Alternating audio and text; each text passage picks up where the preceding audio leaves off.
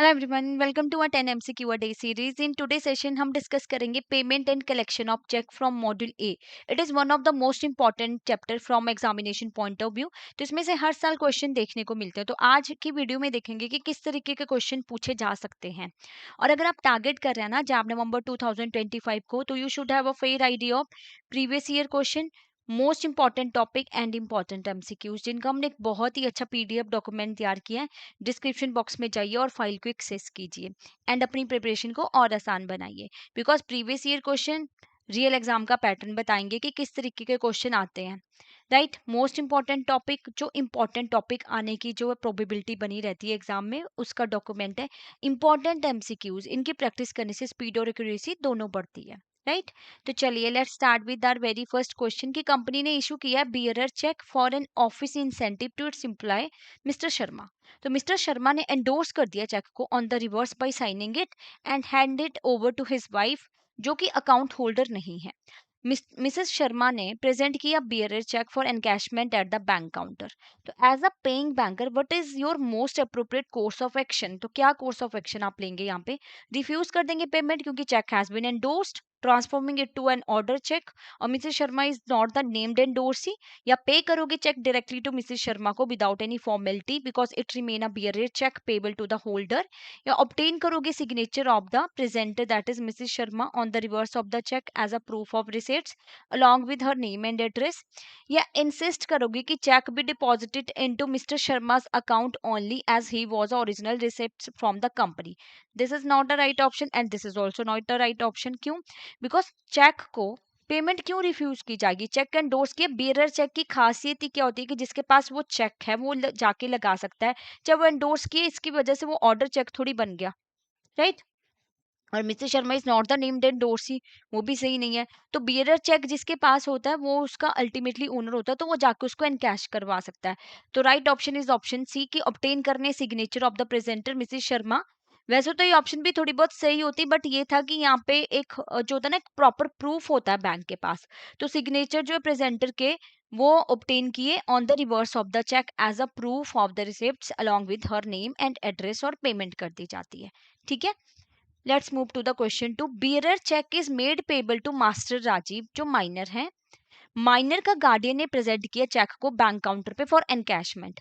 As the paying banker, what is your most appropriate action? आप refuse कर दोगे payment because minor is not competent to contract and therefore can not be valid pay on a negotiable instrument, या pay करोगे cheque directly to the guardian after verifying their relationship with the minor as the cheque is payable to bearer, या obtain करोगे signature of the minor on the reverse of the cheque as a proof of receipts along with the guardian detail. Insist करोगे that cheque be deposited into bank account जो minor के name pay है, कि cash can not be paid to the minor. क्या सही option होगा? Bearer cheque again जो लगाता है उसको पेमेंट मिल जाती है, बट रिफ्यूज पेमेंट क्यों करेंगे? क्योंकि वो कॉन्ट्रैक्ट में एंटर नहीं कर सकता। हाँ, माइनर कॉन्ट्रैक्ट में एंटर नहीं कर सकता except for the necessity of goods. तो यहाँ पे क्या सही ऑप्शन होगी? पर रिफ्यूज नहीं की जाएगी ना पेमेंट। माइनर का अकाउंट कौन ऑपरेट कर रहा होगा? गार्डियन। अब गार्डियन ने प्रेजेंट किया उस चेक को बैंक काउंटर पे एनकैशमेंट के लिए, तो क्या करेंगे? पे करेंगे cheque directly to the guardian after verifying their relationship with the minor as पर cheque is payable to the bearer, या ऑब्टेन करेंगे सिग्नेचर। सिग्नेचर तो कर ही नहीं सकता है ना माइनर, वो तो वैलिड ही नहीं है कॉन्ट्रैक्ट में एंटर करने के लिए, तो चेक वगैरह नहीं कर सकता। माइनर का अकाउंट गार्डियन के द्वारा मैनेज किया जा रहा है, तो obviously B is the right option here, कि पे करेंगे cheque directly to the guardian, relationship verify करेंगे माइनर के साथ कि क्या रिलेशनशिप है माइनर के साथ। ठीक है, मदर है, फादर है, क्या है, तो चेक फिर पे हो जाएगा बियरर को। ओके, नेक्स्ट, कंपनी ने इशू किया है order cheque to one of its supplier. Right, cheque is lost by the payee, cheque गुम हो गया। कंपनी ने इमीडिएटली इशू की स्टॉप पेमेंट इंस्ट्रक्शन अपने बैंक को, विच इज ड्यूली रिकॉर्डेड। एक हफ्ते के बाद जो चेक करा प्रेजेंट किया गया for payment by mister Kapoor, जो क्लेम करते हैं कि मैं होल्डर इन ड्यू कोर्स हूँ, having received the cheque in good faith and for value from an unknown person. ठीक है, बैंक ने वेरीफाई किया सिग्नेचर और अदर डिटेल्स आर जेन्युइन, तो बैंक क्या करेगा? Honor the check because holder in due course acquire a better title and bank must protect the integrity of negotiable instrument.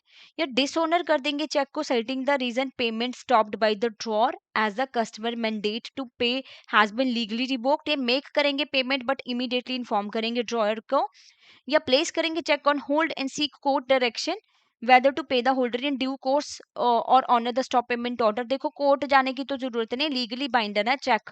जब company ने इशू किया है ऑर्डर चेक अपने supplier को, cheque lost हो गया तो कंपनी ने इमीडिएटली इशू कर दिया स्टॉप पेमेंट इंस्ट्रक्शन.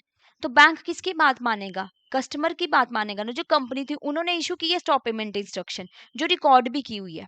अब चेक प्रेजेंट किया गया पेमेंट से, पेमेंट के लिए मिस्टर कपूर के द्वारा जो क्लेम करते हैं कि मैं होल्डर इन ड्यू कोर्स हूँ, मुझे चेक मिला था गुड फेथ में और वैल्यू फ्रॉम किसी अननोन पर्सन से.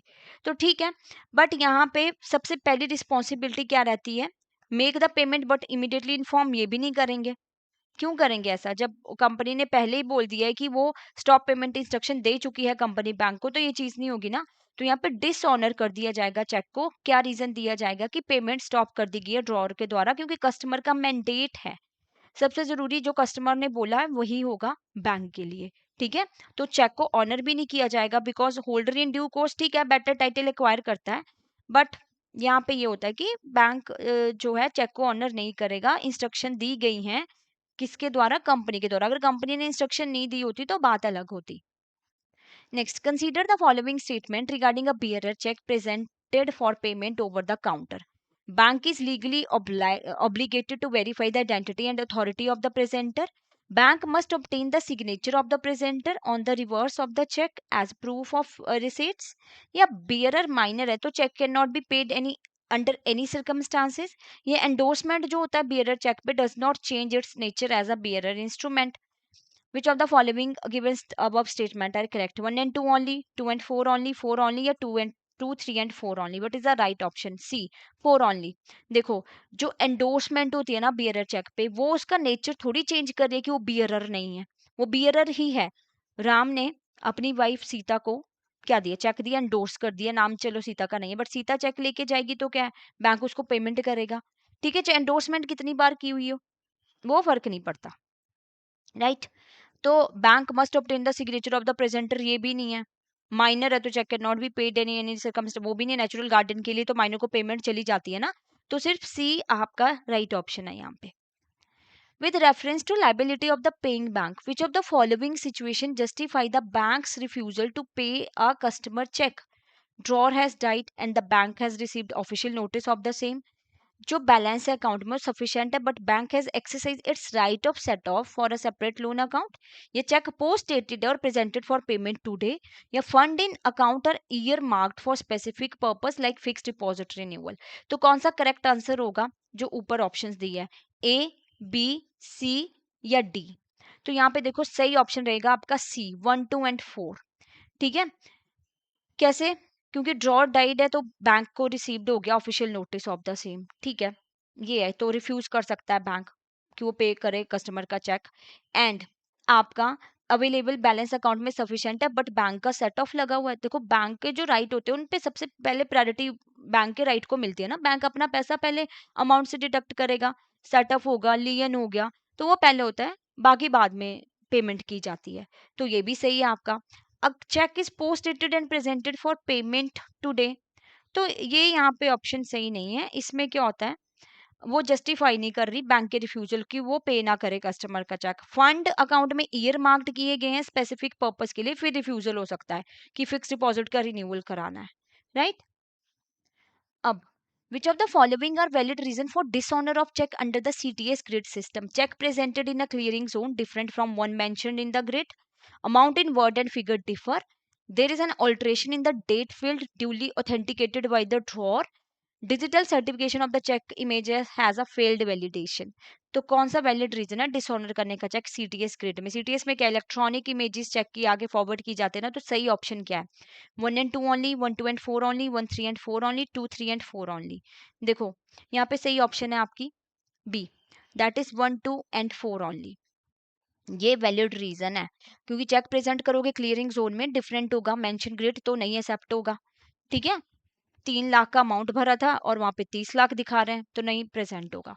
अमाउंट इन वर्ड और फिगर डिफर है, डेफिनेटली गुड रीजन क्यों डिसऑनर हो जाए। Digital certification of the cheque image failed validation है, तो वो भी नहीं होगा, वो डिसऑनर हो जाएगा, वैलिड रीजन है।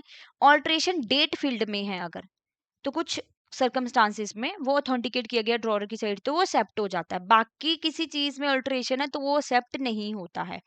तो ऑप्शन बी 1, 2 एंड 4 ओनली इस केस में चेक किया हो जाएगा, आपका डिसऑनर हो जाएगा। Examine the following statement concerning the duty of a collecting bank. तो collecting bank can be held liable for wrongful conversion अगर वो collect करता है payment for someone who has no title to the check, या bank की जो duty है वो लिमिटेड होती है collecting promissory note and bill of exchange only. Collecting bank act as an agent for customer presenting the check, या bank is absolved of all liability once check amount is credited to the customer account. क्या सही option है यहाँ पे? 1 only, 1 and 3 only, 2 and 4 only, 1, 2 and 3 only. देखो सही option is option B 1 and 3 only. Fourth क्यों wrong है?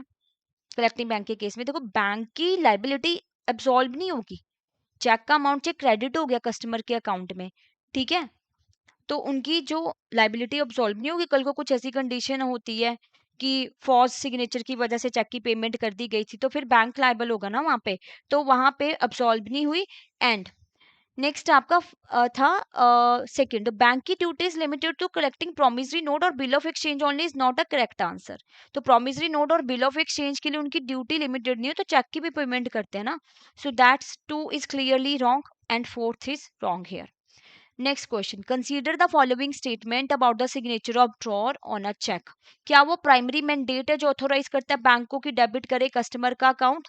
अगर सिग्नेचर आपका फॉर्स्ड है तो bank has no authority to pay the cheque. Bank can debit the account for check with forged signature if the customer is stopped from disputing it due to its own negligence, या mismatch in the signature अगर identify किया जाता है after payment के बाद, तो can not be reverse because payment was made in good faith. तो कौन सी स्टेटमेंट करेक्ट होगी regarding the signature of the drawer and cheque? First and two only, first second and three only, 2 and 4 only, first 3 and 4 only. तो right option here is option B first 2 and 3। देखो ये बोला गया कि कौन C correct थी। देखो first primary mandate होता है जो ऑथोराइज करता है बैंक को कि वो डेबिट करे कस्टमर के अकाउंट से, क्योंकि कस्टमर ने सिग्नेचर कर दी, सही ऑप्शन है। सिग्नेचर फॉर्स्ड है तो bank has no authority to pay the cheque, ये भी सही ऑप्शन है। नकली है तो बैंक नहीं करता पे चेक को। और आपका देखो bank can debit the account for cheque with for signature अगर कस्टमर ने स्टॉप किया from disputing it due to its own negligence, ये भी सही है। मिसमैच इन सिग्नेचर अगर आइडेंटिफाई किया जाता है आफ्टर पेमेंट तो can not be reversed if payment was made in a good faith, that is a not a right option here. ऐसा नहीं होता कि मिसमैच पाया गया सिग्नेचर में और वो पेमेंट के बाद पाया गया तो वो कैन नॉट बी रिवर्स। ऐसा नहीं है कि अगर पेमेंट या गुड फेथ में की थी, अगर आइडेंटिफाई किया जाता है तो वो रिवर्स हो सकता है। In the context of cross check, which of the following statement is or true? Journal crossing consists of two parallel transverse line on the face of check. Special cross check must be paid only to the bankers whose name is written between the line. ये crossing होती है direction है paying bank को कि not pay the check over the counter. ये crossing can be cancelled by the drawer converting it into an open check. What is the right option? 1 and 2 only, 1, 2 and 3 only, 1, 3 and 4 only, 1, 2, 3 and 4 only. देखो all are right. Why? Because general crossing में क्या होता है, sorry to parallel lines है वो सही है। Specially cross check में जहाँ पे बैंकर का नाम लिखा है उसको पे किया जाता है। और क्रॉसिंग क्या होती है, एक डायरेक्शन है पेइंग बैंक की कि चेक पे नहीं करना है ओवर द काउंटर से, ये अकाउंट में पैसा जाएगा, right. Crossing can be cancel by the drawer converting it to open cheque, ये भी सही है। तो सारे ऑप्शन यहाँ पे क्रॉसिंग के रिगार्डिंग सही है। क्वेश्चन 10, अब ये केस स्टडी बेस्ड ही क्वेश्चन है। मिस्टर कबीर है, उन्होंने इशू किया है cheque for 1 lakh. Before the cheque was presented for payment at bank, mister Kabir sent a return request to the bank to stop payment on the cheque. ठीक है, उन्होंने क्या किया, रिटर्न रिक्वेस्ट भेजी बैंक को कि वो पेमेंट स्टॉप करे ऑन द चेक।